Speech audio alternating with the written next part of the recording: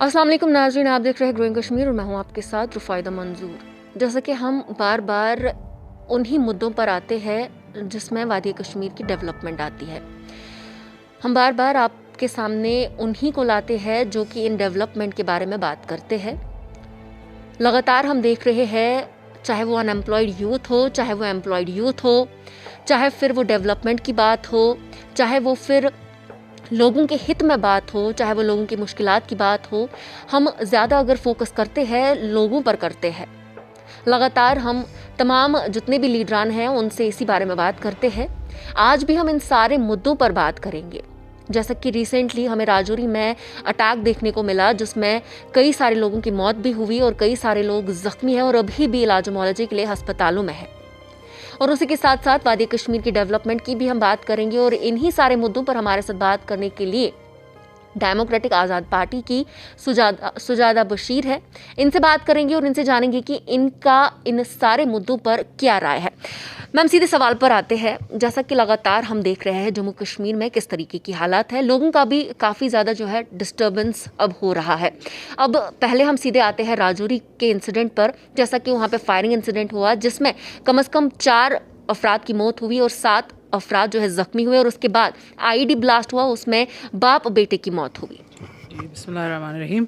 Thanks for coming. आप लोग आते हैं तो बहुत अच्छा लगता है, एटलीस्ट लोगों तक की बात तो चली जाती है कि यहाँ क्या हो रहा है और क्या नहीं हो रहा है। पहली बात जो ये राजौरी का मसला हुआ है, हमें बोला जाता है कि आर्टिकल 370 के बाद जी यहाँ हालात ठीक हो जाएंगे, जबकि कहीं से हालात ठीक है ही नहीं। कभी टारगेट किलिंग हो रही है, कभी आप अभी देखा होगा आपने राजौरी में क्या हुआ। अनफॉर्चुनेट है कि अभी तक बस हम लोग उसका ये देख रहे हैं कि वहाँ कौन पहले आया, वहाँ क्या हुआ, ये कोई नहीं देख रहा कि कितनी जानें गई और इन जान लेने के पीछे उनका मिला क्या, हासिल हुआ क्या, कौन सी आज़ादी। इसको आज़ादी बोलते हैं ये लोग, इसको ये लोग बोलते हैं अच्छा नया कश्मीर।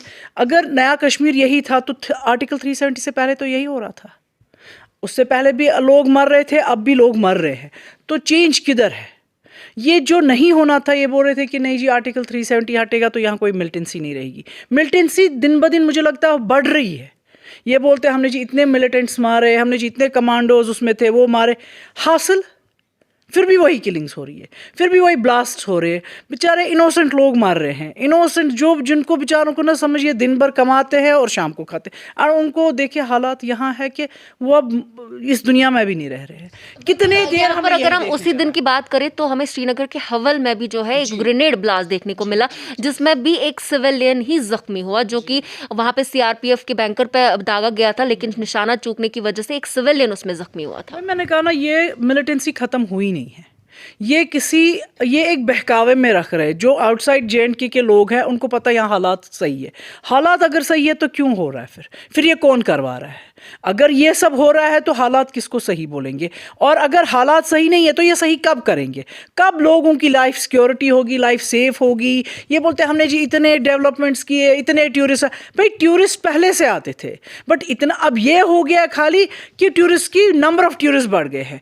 उसमें यात्रीज भी आते हैं, उसमें बाकी सब चीज़ें भी आते हैं, जो लोग बाहर है अपने पेरेंट्स से दूर है या जॉब्स के लिए वो भी आते हैं। इट डजंट कम कि वो टूरिस्ट है, वो बेचारे अपना एक तो पिलग्रिम्स आते हैं और या तो लोग वोकेशन से आते हैं। They include everybody in that. वो तो नहीं हमने देखना हालात ठीक कैसे होंगे, हालात क्यों नहीं ठीक कर पा रहे हैं ये। बिल्कुल, जैसा कि अब हम आपने 370 की भी बात छेड़ी है, यहाँ पे तो 370 और 35A की बात करेंगे। जब 2019 में उसे एब्रोगेट किया गया तो उसके बाद सेंटर से कई सारे बड़े बड़े दावे आए कि अब नौजवान कोई भी जम्मू कश्मीर का अनएम्प्लॉयड नहीं रहेगा। लेकिन अगर हम देखें आए दिन हर कोई नौजवान, चाहे प्रेस कॉलोनी हो श्रीनगर की, चाहे वो रोड्स हो, चाहे वो डिपार्टमेंट्स हो, उनके बाहर अपनी गुहार लगा रहे होते हैं सैलरीज की या उनको निकालने की बातें आ रही है। और जब अब अनएम्प्लॉयड है वो क्या उम्मीद रखेंगे। वही तो प्रॉब्लम है कि ये लोग बोले थे उस वक्त कि हम लोग जी अनएम्प्लॉयमेंट ख़त्म करेंगे, यूथ यहाँ एडजस्ट हो जाएगा, हर एक घर में उजाला होगा। ये उजाला तो नहीं हुआ, मुझे लग रहा है दिन ब दिन अंधेरा ही होता जा रहा रहा है। ये जहाँ तक बोले थे कि आर्टिकल 370 ख़त्म हो जाएगा जी, यहाँ नया कश्मीर दिखेगा। नया कश्मीर किसको हम बोले? जिनके जहाँ हमारी अनएम्प्लॉयमेंट रेट 17% थी, 12% थी, आज 23% है। इसको अनएम्प्लॉयमेंट है, ये डेवलपमेंट है, ये जॉब्स है यहाँ के। इवन मुझे लगता है अगर आप कश्मीर से बाहर जाएंगे, यहाँ ओल्ड एज फंड वहाँ मोर देन 6000 है और यहाँ ओल्ड एज फंड 1000 रुपीज़ है। ये डेवलपमेंट है। ये दिन ब दिन पीछे ही जा रहा है। हमारे रोज़ आए दिन में देखती, कभी भी हम लोग लाल चौक से ट्रैवल कर रहे हो तो वहाँ बेचारे रोज़ कोई ना कोई डिपार्टमेंट एक धरने पे होता है। उनका कसूर क्या है? फिर लगाया ही क्यों उस वक्त उनको? और अगर लगाया तो वो डेलवेज अभी तक क्यों है? 15 साल 12 साल डेलवेज होता है। हिंदुस्तान को ये दिख नहीं रहा है, गवर्नमेंट ऑफ इंडिया को ये दिख नहीं रहा है कि एक जब डेलवेज लगता है just it should be a period of 7 years, तो आज तक वो क्यों नहीं परमानेंट हो गए? और जो भी आज तक परमानेंट नहीं हुआ है उनकी बात तो सुने ना, कि उनको उठा के लाठी चार्ज करवा रहे हैं, कभी उनको मारपीट हो रही है। किस बात का? क्यों अपना हक मांग रहे हैं? हक मांगना गुनाह है? नहीं, मुझे नहीं लगता। अगर वो बेचारे ना हक वहाँ खड़े हैं तो हम उनके साथ वहाँ हैं। अगर उनके साथ नाइंसाफ़ी है, हमारी पार्टी, हम सब उनके साथ है। जो हमसे हो सकता है हम भी आपके साथ रेडी है। प्लीज़ गवर्नमेंट ऑफ इंडिया को इनके बारे में सोचना है, ना कि लाठी चार्ज कर रहे। शर्म है इनके लिए। ये लाठी चार्ज कर रहे, औरतों पे हाथ उठा रहे। कल जख्मी हो गई एक औरत, कितनी बेफेंट हो गई है, ये क्योंकि इन्होंने जी धरना किया हमारे जॉब्स का। सोचिए, ये इनका गुनाह है।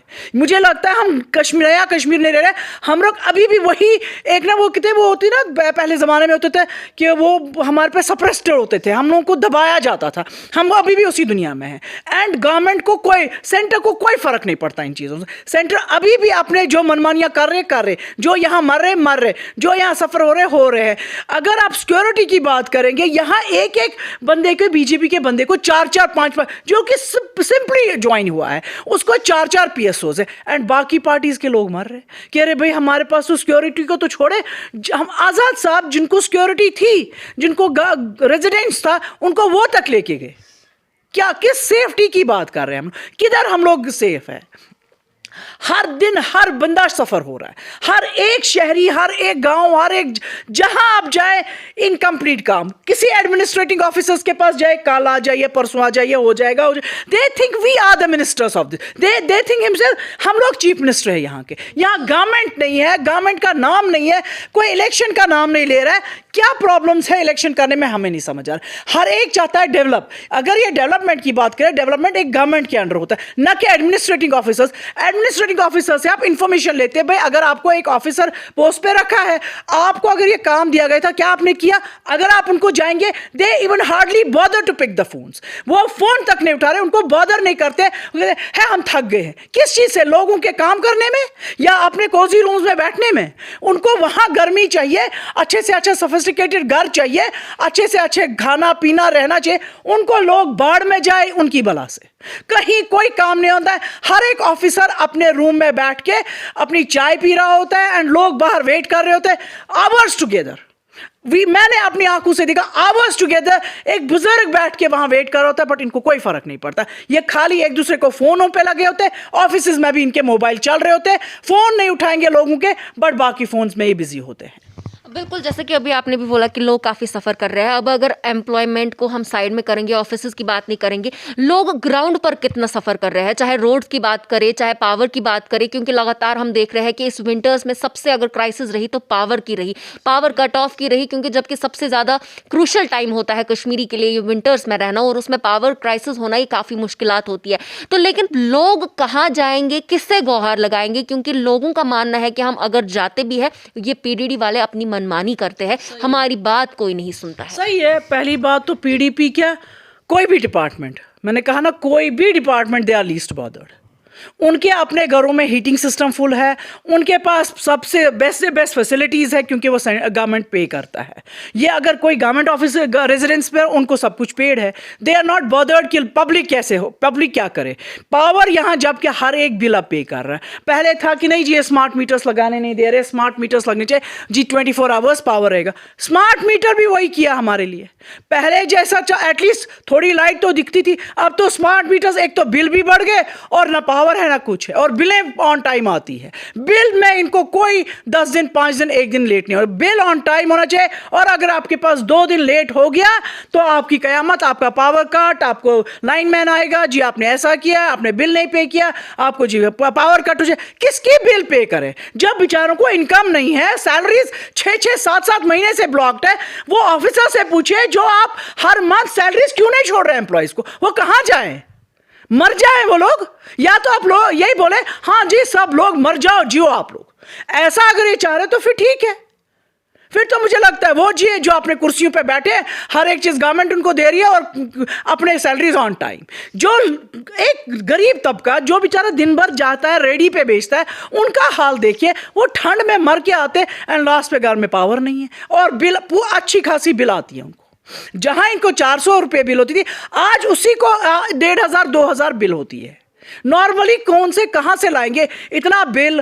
फिर इस पे पावर फ्लैक्चुएशन, बच्चे पढ़ नहीं पाते क्योंकि जब एक कमरे में आपको एक ही कमरा गर्म रहता है, क्योंकि उतना है ही नहीं, अब तो आप हीटर्स लगा नहीं सकते, रूम हीटर आपको नहीं लगा सकते क्योंकि इतनी बिल आएगी, तो उस पर भी उनको पावर नहीं है, तो बच्चे पढ़े कहां से?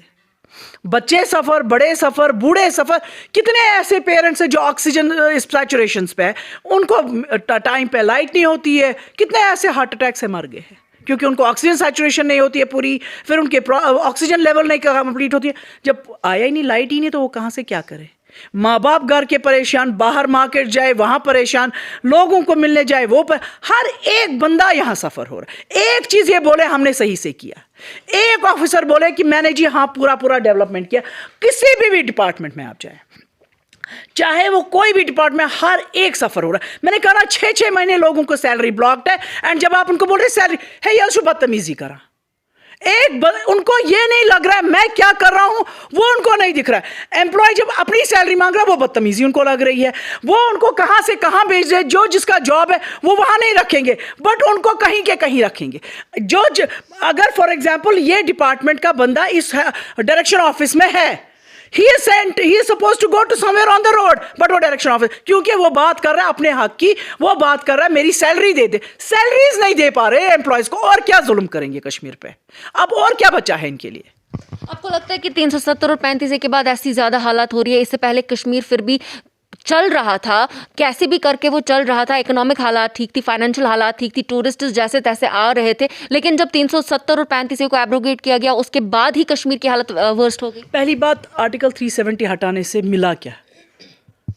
लोगों को बेचारों को जितना भी था वो भी खा गए, और एक इनसिक्योर है, हर एक इंसान यहाँ इनसिक्योर अब फील कर रहा है।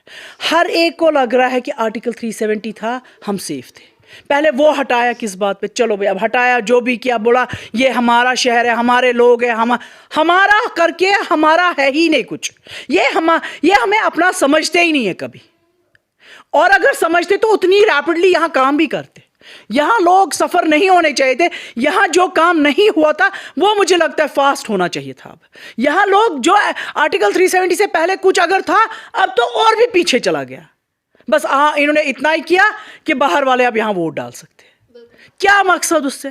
क्या मिलेगा? चलो भाई जी, जो यहाँ से जब हम वहाँ वोट कर से वो भी करें, मगर क्या वो रेडी है? वो यहाँ के जब लोगों की हालत देखते हैं वो कहते हैं यार हम लोग अपने शहरों में ठीक है, हमें यहाँ क्या मिलेगा?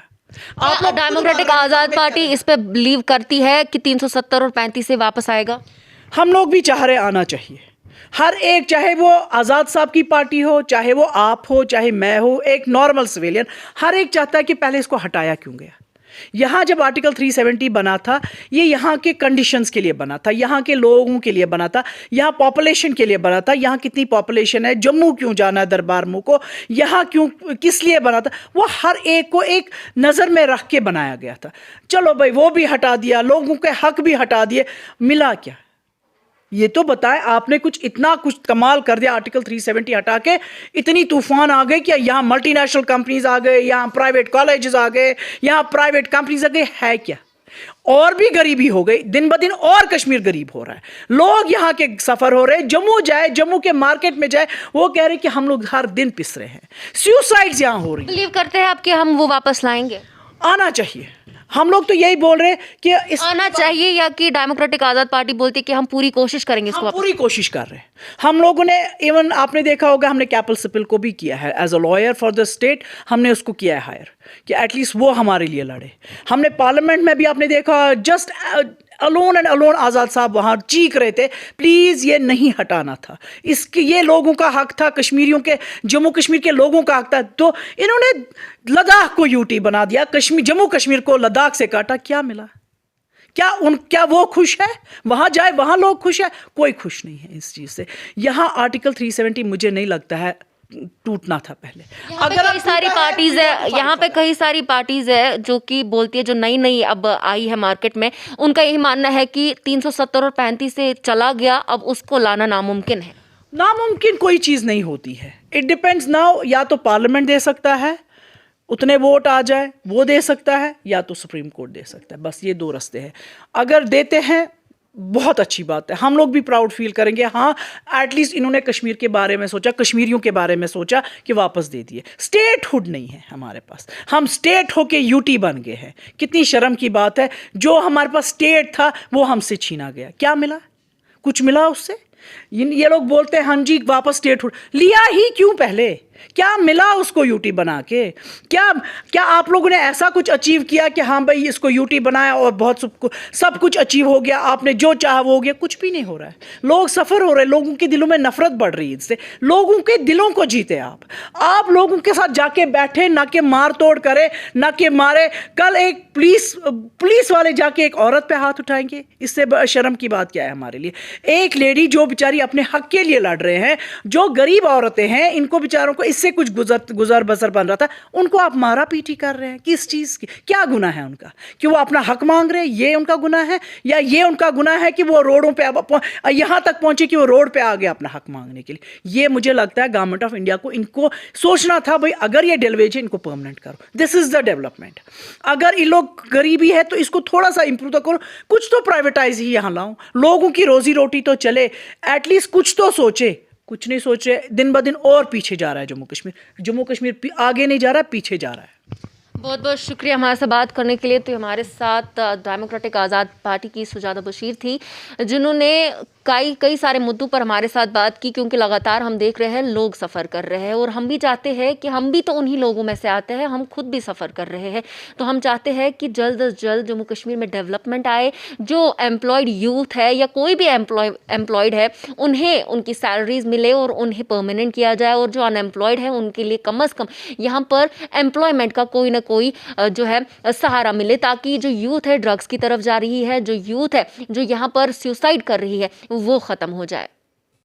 दिन भर के तमाम तरह अपडेट्स पाने के लिए सब्सक्राइब कीजिए हमारी सभी ऑफिशियल चैनल्स को, और साथ ही साथ बेल आइकन भी प्रेस कीजिए ताकि आप तक पहुंचे हर खबर सबसे पहले।